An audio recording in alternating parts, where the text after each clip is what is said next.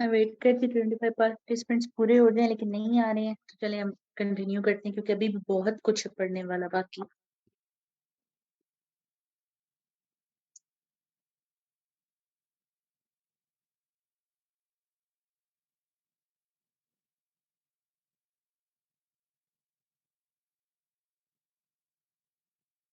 Recording in progress.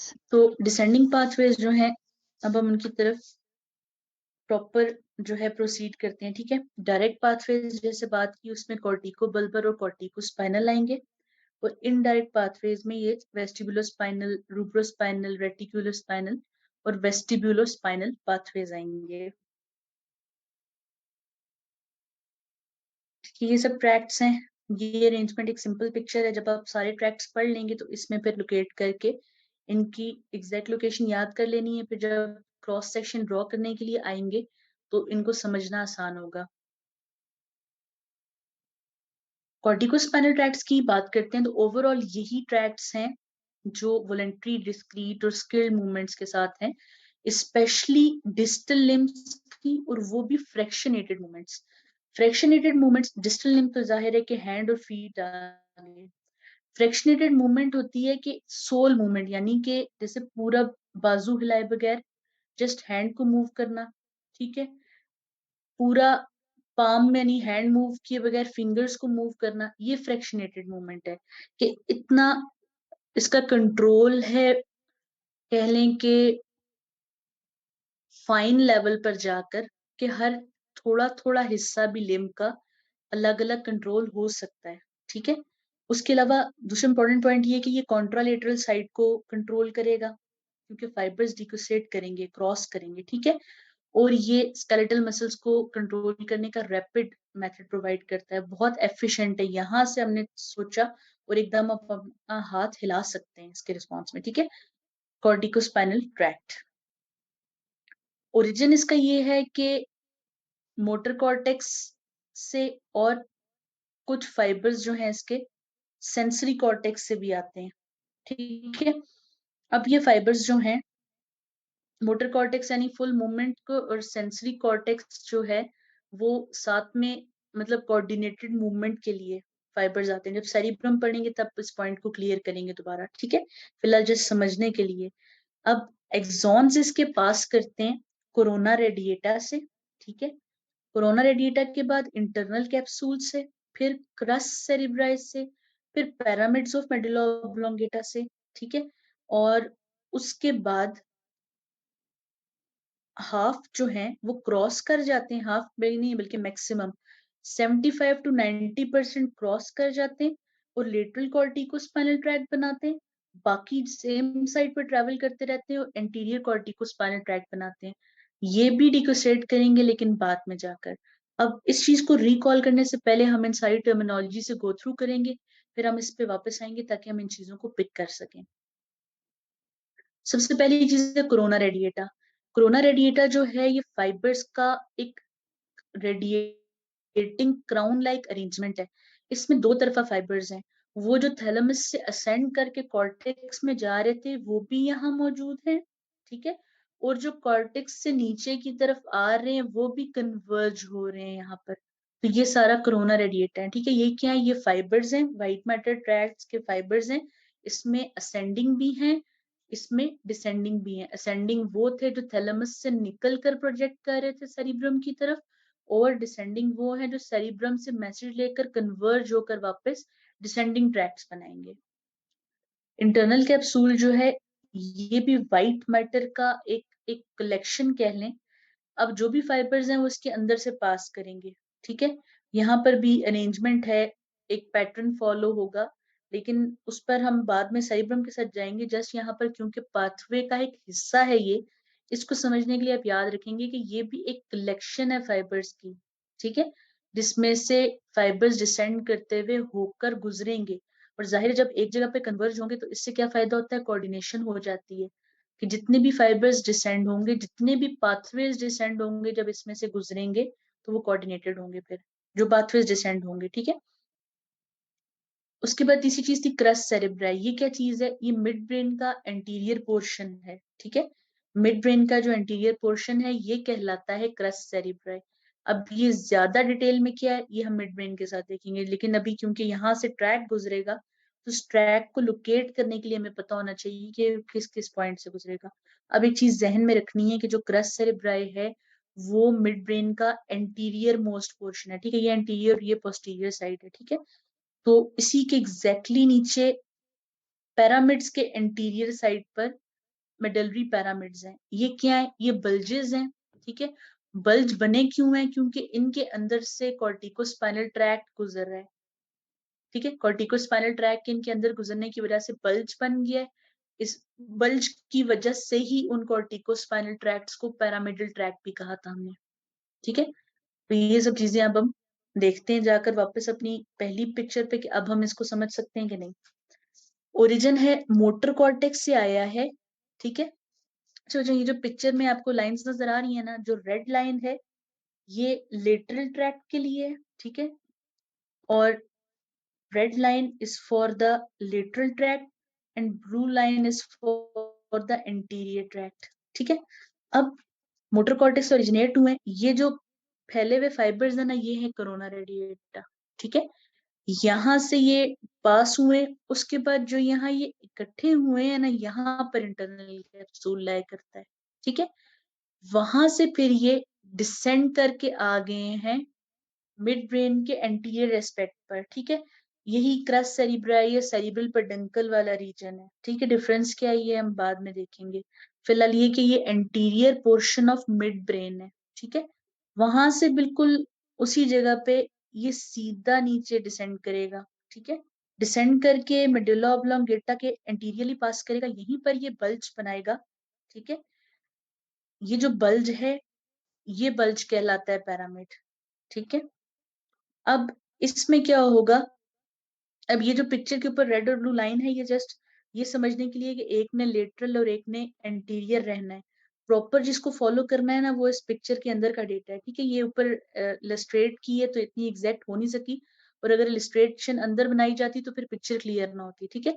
तो line से just ये समझना है कि एक ने लेटरल साइड पे चला जाना है व्हाइट मैटर में, और एक ने जो है वो एंटीरियर साइड पे आ जाना है, ठीक। तो पैरामिड्स क्या है, वही जो कॉर्टिकोस्पाइनल ट्रैक्ट है उनका बल्ज है। इनके 75 टू 90% फाइबर्स जो हैं ये वहीं पे मेडुला ऑब्लोंगेटा के अंदर ही क्रॉस होकर लेटरल साइड पर आ गए और लेटरल साइड पे डिसेंड कर रहे हैं, क्या बना रहे हैं, लेटरल कॉर्टिकोस्पाइनल ट्रैक्ट। और बाकी जो फाइबर्स डिपेंड करता है, अगर 75% है तो बाकी सारे 25 बचे, 90 हो गए तो 10% बचे। ये एनाटॉमिकल वेरिएशन, इसमें डिफरेंस नहीं आता ज्यादा, ठीक है। तो वो क्या करेंगे, वो फिर एंटीरियरली डिसेंड करेंगे, एंटीरियर ही व्हाइट मैटर के अंदर, और एंटीरियर कॉर्टिकोस्पाइनल ट्रैक्ट बनाएंगे। अब ये टर्मिनेट होने से पहले ये भी डिकोसेट कर जाएंगे, यानी अब जब ये एंड होने लगा है ना तो ये भी दूसरी साइड को सप्लाई करने लग जाएगा। यानी अल्टीमेटली राइट साइड ने कंट्रोल लेफ्ट को ही करना है। एक के फाइबर्स पहले डिकोसेट हुए थे एक के बाद में, लेकिन हुए तो दोनों डिकोसेट हैं, तो दोनों ऑपोजिट साइड को कंट्रोल कर रहे हैं।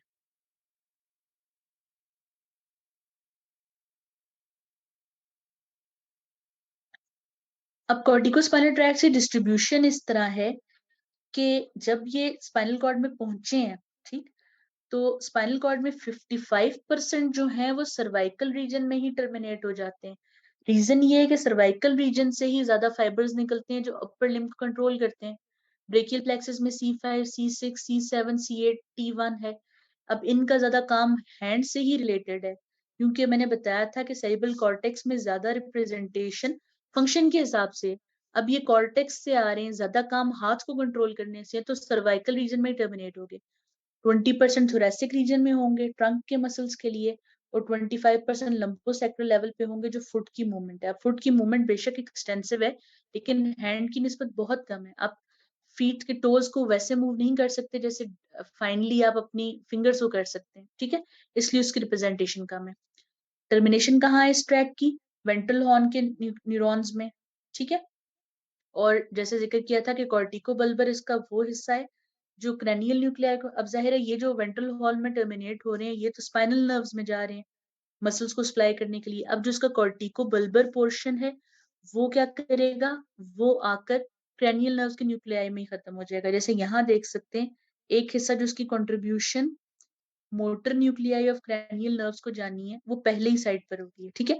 और ये जो motor nuclei skeletal muscle supply होते हैं, ये कौन से हैं? जैसे facial nerve muscles of facial expression को करती है उसके लिए, ठीक है। तो वहां पर जाकर ये टर्मिनेट हो जाएगा ट्रैक। कॉर्टिकोबल्बर कॉर्टिको स्पाइनल का ही हिस्सा है, और लेकिन वो है जो क्रैनियल नर्व्स को सप्लाई करता है, ठीक है। तभी वो पहले टर्मिनेट हो गया है, जहां जहां पर क्रैनियल नर्व्स के न्यूक्लियाई मौजूद है, ठीक है। ये कॉर्टिकोबल्बर ट्रैक्ट है, कॉर्टेक्स से आ रहा है, लेकिन जहां जैसे यहाँ पे ऑक्यूलोमोटर का न्यूक्लियस है, ट्रोक्लियर नर्व का है, ट्राइजेमिनल एब्ड्यूसेंस, फेशियल, हाइपोग्लॉसल, ठीक है। मल्टीपल जहां जहां है ये वहां वहां इसके फाइबर टर्मिनेट करते जाएंगे सप्लाई करके। जैसे बताया था कि सर्वाइकल स्पाइनल कॉर्ड में ज्यादा रिप्रेजेंटेशन है, तो लेटरल स्पाइनो कॉर्टिको स्पाइनल ट्रैक की बड़ी रिप्रेजेंटेशन है यहाँ। और यहाँ भी इवन आप देख सकते हैं कि एच बड़ा लिखा हुआ है, एच इज फॉर हैंड, क्योंकि हैंड को ज्यादा मिलेगा, ठीक है। ए इज फॉर आर्म, आर्म को उससे कम। फिर थाई को बिल्कुल कम, क्योंकि थाई में इस तरह मूवमेंट नहीं है, लेग में थोड़ी ज्यादा है क्योंकि उसके साथ फुट आ जाता है आगे, ठीक है। तो इसी तरह जिस तरह ये अल्फाबेट्स लिखे हैं इसी तरह रिप्रेजेंटेशन है, हैंड को ज्यादा और थाई फीट को कम, ठीक है।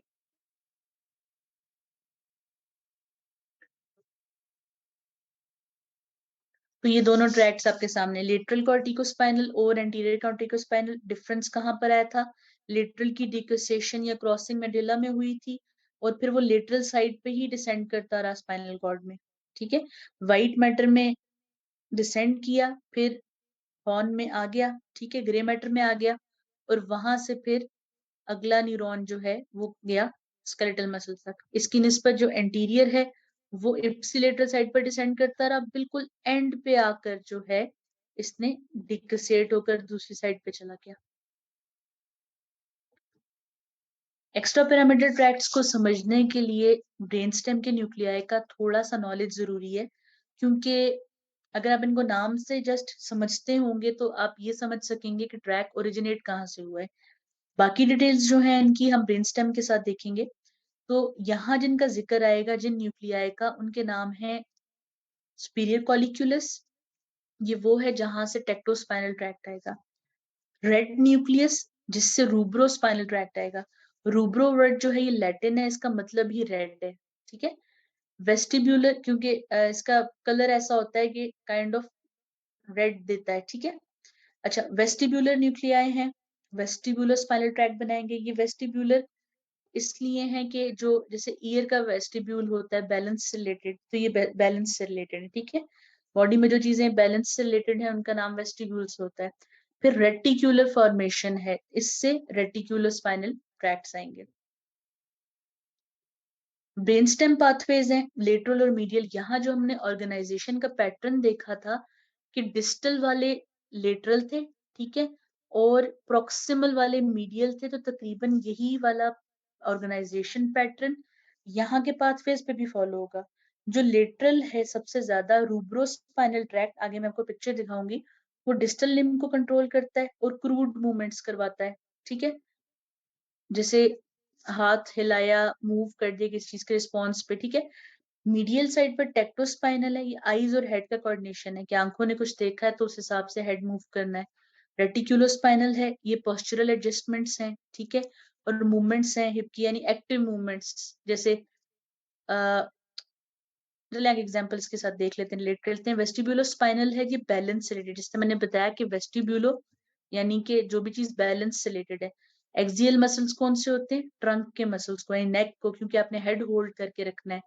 और वैसे भी पोस्चरल एडजस्टमेंट्स हैं कि अगर आपने स्ट्रेट होना है तो आप कौन से मसल्स को फ्लेक्स, कौन से एक्सटेंड करोगे, ये चीज इसके अंडर आ जाती है। इस पिक्चर में देखें, ये जो तीन पाथवेज हैं ये मीडियल हैं, तो ये ज्यादा इनका लिंक जो है वो ट्रंक के मसल्स के साथ है। रूब्रोस्पाइनल लेटरल है ज्यादा, इसका लिंक ज्यादा डिस्टल लिम्स के साथ है, यानी कि हैंड्स के साथ, ठीक है। रूब्रोस्पाइनल सबसे ज्यादा लेटरल था, डिस्टल लिम्ब से कंट्रोल था। जो मीडियल है उनका आईज और हेड भी ज्यादा मिड लाइन में मौजूद है, और प्रोक्सिमल भी है, ठीक है। प्रोक्सिमल भी है, ज्यादा करीब है सेंटर के, ठीक है, अपवर्ड भी है। पोस्चरल एडजस्टमेंट्स हैं ट्रंक से रिलेटेड, ज़ाहिर है ट्रंक प्रॉक्सिमल है और लिम्ब डिस्टल है, ठीक है। बैलेंस से रिलेटेड है। एक्सियल मसल्स कौन से हैं? ट्रंक के मसल्स। तो एक दफा इसको दोबारा देख लें, ठीक है। मीडियल वाले ट्रैक्ट्स और अकेला ये लेटरल। रूब्रोस्पाइनल ट्रैक्ट की बात करते हैं। जैसे बात की हमने कि लेटरल यानी कि ये लिम्ब के फ्लेक्सर मसल्स को कंट्रोल करेगा और इनकी एक्साइटेशन करवाएगा, ठीक है। ओरिजिन यानी कि फ्लेक्स, जैसे हम हथेली के अंदर कोई चीज पकड़ लें तो फ्लेक्स करते हैं उंगलियों को इस तरह करके, ठीक है। ओरिजिन इसका क्या है? Red nucleus. रेड न्यूक्लियस क्या है? ये मिड ब्रेन के अंदर एक स्ट्रक्चर है, ठीक है। क्या है डिटेल, ये हम बाद में जाएंगे, ठीक है। बहुत सारी चीजों का यहाँ पे जिक्र आ रहा है। अगर हर चीज की डिटेल डिस्क्रिप्शन की जाए तो ये बहुत एक्सटेंसिव हो जाएगा। अभी हम जिस चीजों का नाम पढ़ेंगे, फिर जब मिड ब्रेन में इनका जिक्र आएगा तो फिर हम ये पॉइंट रिकॉल करेंगे कि जब रेड न्यूक्लियस है उससे रूब्रोस्पाइनल ट्रैक्ट ओरिजिनेट होता है, ठीक है। तो रेड न्यूक्लियस क्या है? एक पोर्शन है, एक पार्ट है ऑफ द ब्रेन स्टेम, और ब्रेन स्टेम में भी मिड ब्रेन का। अब इससे एक्सॉन वेंट्रल यानी आगे की तरफ और मीडियल मूव करते हैं, ठीक है। फिर एक पॉइंट है जिसको कहते हैं वेंट्रल टेगमेंटल डिक्यूसेशन, यहाँ पर क्रॉस होते हैं, फिर स्पाइनल कॉर्ड में डिसेंड करते हैं, और जहां डिसेंड करते हैं वहां लेटरल कॉर्टिकोस्पाइनल ट्रैक्ट से आगे डिसेंड करते हैं, ठीक है। और फिर टर्मिनेट हो जाते हैं स्पाइनल कॉर्ड पे। अब इसमें दो चीजें समझने की हैं कि वेंट्रल टेगमेंटल डिक्यूसेशन क्या है और ये ventral to lateral spino cortical tract कैसे है। यहाँ देख सकते हैं बच्चों कि ये जो स्पेशल क्रॉसिंग की जगह बनी हुई है जो ब्लू से शो किया हुआ है ना, इस जगह को वेंट्रल टेगमेंटल डिक्यूसेशन कहते हैं। कि ये फाइबर्स जहाँ क्रॉस होते हैं टेगमेंटल फाइबर्स कहते हैं, ठीक है। नाम है इनका, ये क्रॉस होते हैं और रूब्रोस्पाइनल ट्रैक्ट के फाइबर्स हैं बेसिकली, ठीक है। फिर डिसेंड करने वाली जो बात है कि ये ventral to lateral corticospinal tract है, इसके लिए हम वापस जाएंगे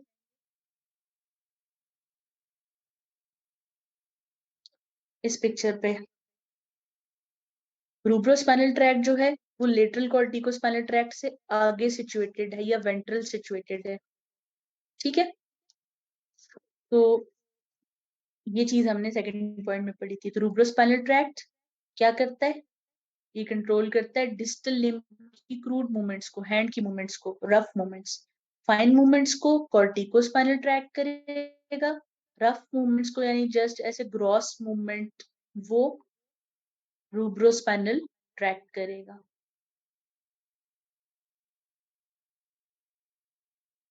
फिर एक है टेक्टोस्पाइनल ट्रैक्ट। टेक्टोस्पाइनल ट्रैक्ट क्या करेगा? ये हेड एंड नेक की रिफ्लेक्स मूवमेंट्स इनिशिएट करवाएगा in response to visual stimuli, ठीक है। कोई चीज आपने देखी है और हेड मूव किया उसके रिस्पॉन्स में, तो ये टेक्टोस्पाइनल ट्रैक्ट का काम है, ठीक है। और इसी तरह जो स्पाइनोटेक्टल था, जो असेंडिंग ट्रैक था, वो क्या था कि स्किन का कोई सेंसरी रिस्पॉन्स आता था तो आप उसकी तरफ आईज से देखते थे। यहाँ ये कि आईज से जो चीज देखी है आप उसके रिस्पॉन्स में हेड को मूव करोगे, ठीक है। अब इसका ओरिजिन कहाँ से? इसका ओरिजिन सुपीरियर कॉलिक्यूलस से। ये क्या चीज है? ये भी मिड ब्रेन का एक न्यूक्लियस है, ठीक है।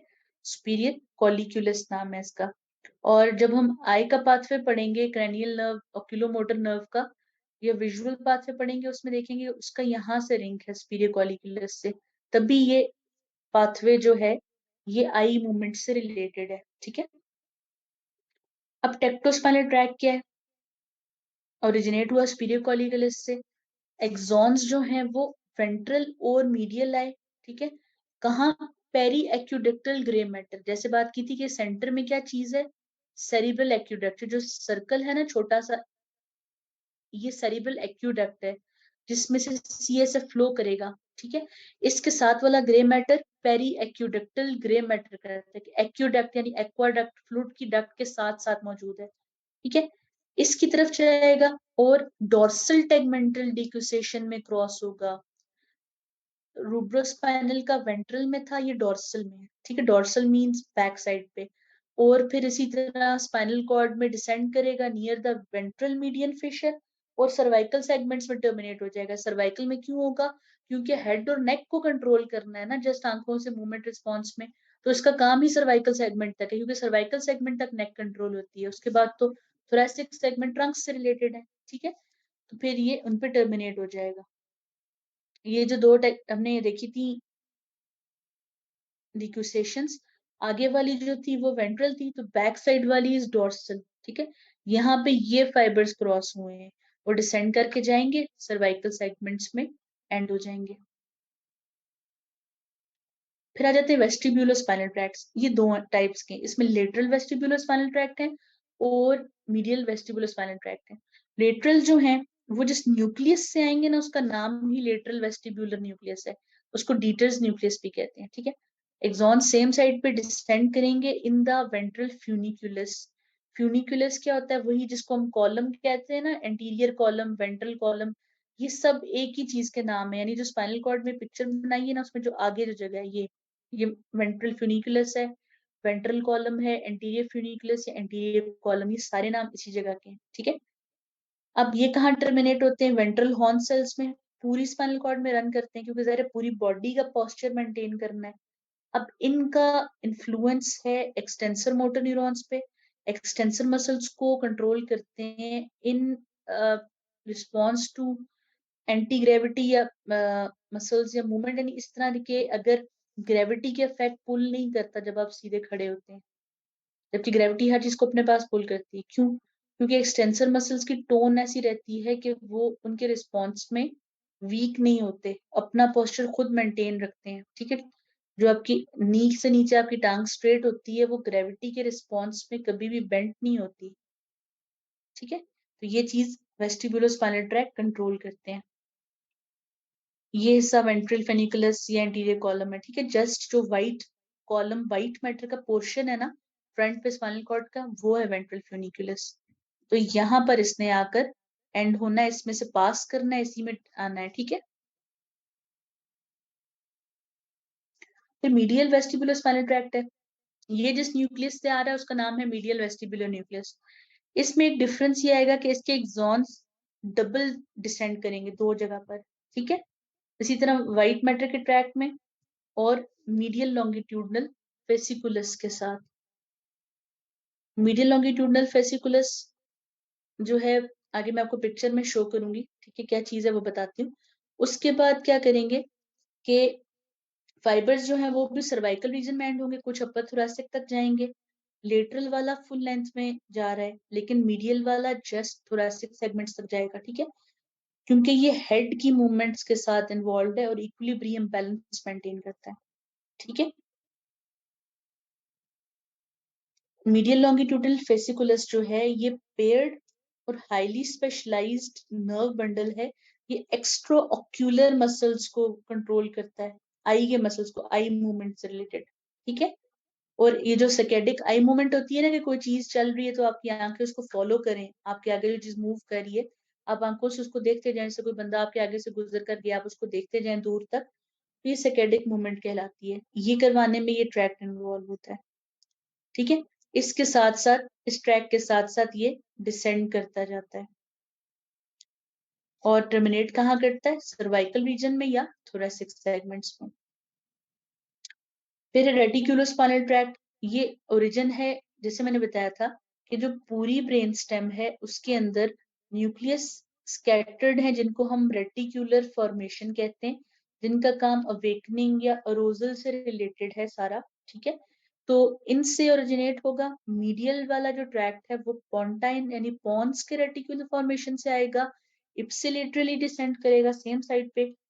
और जो मेडलरी रेटिकुलर फॉर्मेशन से आएगा वो लेटरल है और वो बायलेटरली डिसेंड करेगा। जैसे अभी मीडियल वेस्टिबुलर स्पाइनल ट्रैक दो जगह से डिसेंड कर रहा था, ठीक है। ये दोनों ट्रैक कहाँ हैं? वही वेंट्रल फ्यूनिकुलस में जहां पर वेस्टिबुलर स्पाइनल थे, ठीक है। ये क्या करेंगे? वॉलेंट्री मूवमेंट्स को कंट्रोल करेंगे, रिफ्लेक्स एक्टिविटी को कंट्रोल करेंगे, मसल टोन को कंट्रोल करेंगे, दोनों टाइप ऑफ मोटर न्यूरॉन्स से, अल्फा से भी और गैमा से भी। अल्फा मतलब एक्स्ट्रा फ्यूजल फाइबर्स को, मसल बल्क, और गैमा मतलब उनके अंदर जो प्रोप्रियोसेप्शन का एलिमेंट है उसको भी। उसके अलावा सर्कुलेटरी सिस्टम में प्रेशर और डिप्रेसर इफेक्ट, यानी कि ब्लड प्रेशर बढ़ाने का और कम करने का इफेक्ट भी इन्हीं के अंदर है। और उसके अलावा ये कंट्रोल ऑफ ब्रीदिंग में इन्वॉल्व है, ठीक है, ब्रीदिंग कंट्रोल करते हैं। फिर एक ग्रुप है जिसका नाम है डिसेंडिंग ऑटोनॉमिक फाइबर्स। ये क्या है? जो ऑटोनॉमिक एक्टिविटी है बॉडी की, यानी कि सिंपैथेटिक और पैरासिम्पैथेटिक एक्टिविटी, ये मेनली हाइपोथैलेमस से कंट्रोल होती है, ठीक है। इनके फाइबर्स रेटिकुलोस्पाइनल ट्रैक्ट के अंदर ही रन करते हैं। सही। ये जो पिक्चर है ना, इसे देख सकते हैं कि रेटिकुलोस्पाइनल ट्रैक्ट के अंदर ही रन करते हैं, और जहां पर टर्मिनेट करते हैं ये स्पाइनल कॉर्ड के लेटरल हॉर्न होता है, ठीक है, जहां पर स्पेसिफिक सिंपैथेटिक और पैरासिम्पैथेटिक सेगमेंट्स मौजूद हैं, जिनके बारे में हमने कल भी पढ़ा था, ठीक है, वहां पर टर्मिनेट करते हैं। अब इससे ज्यादा डिटेल हम ऑटोनॉमिक नर्वस सिस्टम के यूनिट के साथ पढ़ेंगे, क्योंकि इसमें बहुत सारा इंफॉर्मेशन है जो पढ़कर ये चीज समझ जाएगी, तो उसको फिर हम रेलिवेंट जगह पर ज्यादा डिटेल में डिस्कस करेंगे। That's all for today. Recording stopped. अच्छा, इसका ऑलरेडी बहुत ज्यादा स्टफ था, इसलिए मैंने इसका जो क्लिनिकल एलिमेंट है आज टच नहीं किया। पहले एक मरतबा आप इन चीजों को समझ लें, याद कर लें, तो क्लिनिकल्स को हम कहीं रिलेट कर लेंगे आगे, ठीक है। बहुत ज्यादा स्टफ था याद रखने के लिए, नई चीजें थी, नए नाम थे, इसलिए नहीं कह हाँ बच्चे, स्लाइड्स मिल जाएंगी, बेफिक्र हैं, आप लोगों के लिए है सारा कुछ। प्रीवियस लेक्चर की भी आप मैसेज ड्रॉप कर दीजिएगा, मैं भेज दूंगी। अब बताएं, समझ आया?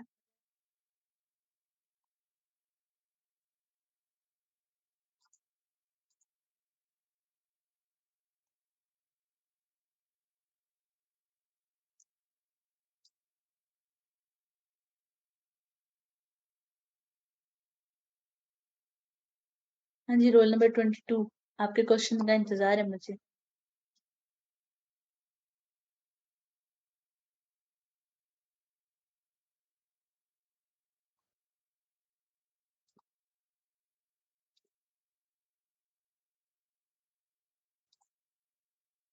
चलिए जी, दैट्स ग्रेट, आप लोगों को समझ आ गया। एग्जॉस्टिंग बहुत था ये, मेरे लिए भी बहुत एग्जॉस्टिंग था। इनका अच्छा मटेरियल नहीं मिलता। मुझे लगा था हेड नेक पढ़ाते हुए कि न्यूरो का बहुत बेहतरीन मटेरियल मौजूद होगा, लेकिन जितनी मुश्किल न्यूरो की डायग्राम ढूंढना है उतना तो अभी तक का मुश्किल तरीन मेरा एक्सपीरियंस। मेरे तकरीबन 6 से 7 घंटे लगते हैं एक लेक्चर बनाने में रोजाना, इतना अच्छा मटेरियल ढूंढने में कि जिससे समझ आ जाए। चलो, बहुत अच्छी बात है जी, डॉक्टर साहब आपको समझ आ गया। अब आप लोगों ने एक काम ये करना है बच्चों के, इसको जल्दी रिवाइज कर लेना है बुक से, ठीक है। अभी सुना हुआ बहुत अच्छा लग रहा होगा, लेकिन ये थोड़ा टाइम बाद ये उड़ जाता है माइंड से, इसको साथ साथ पढ़ लेना है, ठीक है, ताकि ये याद रहे, ठीक है।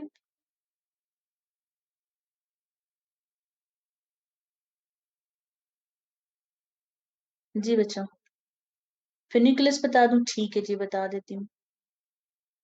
पूरे हेड एंड नेक में बस ये दो ट्रैक्ट्स हैं, सेरिबेलम के भी हैं, लेकिन उसमें ये है कि वो इन्हीं से रिलेटेड चीजें हैं, जैसे कि स्पाइनो सेरिबेलर था, वही चीजें होंगी, तो मतलब मेन जो चीज है ना वो ये है, ठीक है।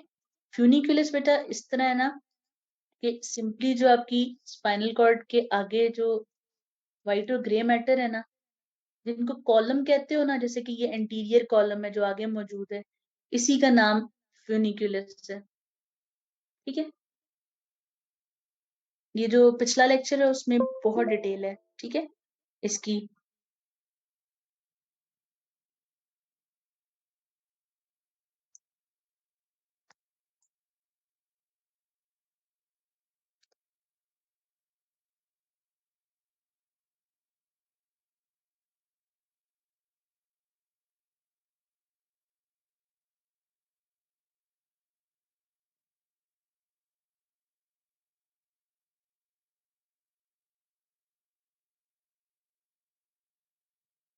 ये सेंडिंग और डिसेंडिंग ही है, और इसके बाद फिर आगे सेरिबेलम के होंगे।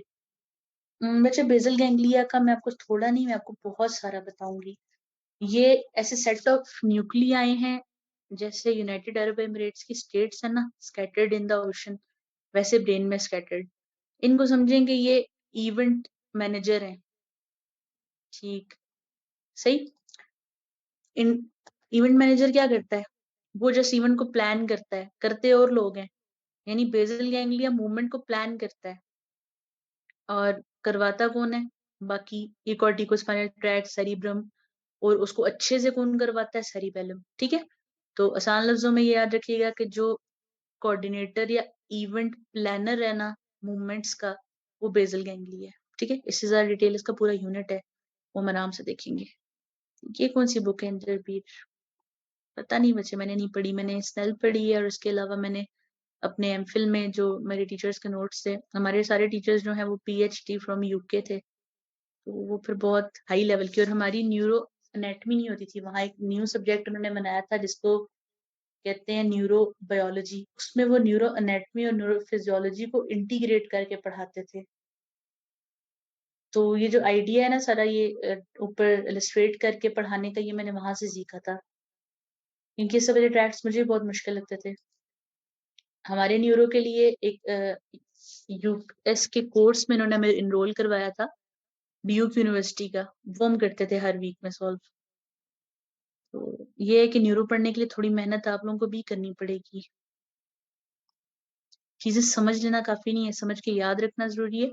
असल में स्टफ इतना ज्यादा है ना कि अगर आप सबको समझ भी लिए तो सबको याद रखना। अरे नहीं, रट्टा नहीं लगाना बेटा, रट्टा नहीं लगाना। बुक, हाँ एक काम कर सकते हैं कि जैसे फिर दोस्त रखी हुई है ना साथ गाइडन के, तो ये कर सकते हैं स्नेल से पढ़ें और उस बुक से चीजें टू द पॉइंट याद कर लें।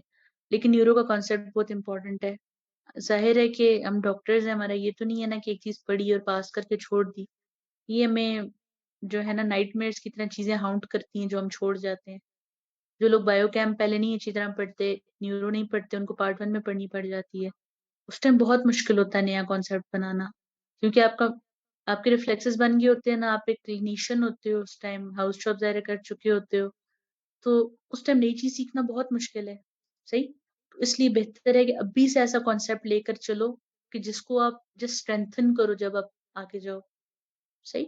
और कोई चीज पूछनी है तो आप लोग पूछ सकते हैं, नहीं तो जा सकते हैं। अल्लाह हाफिज, शब बखैर।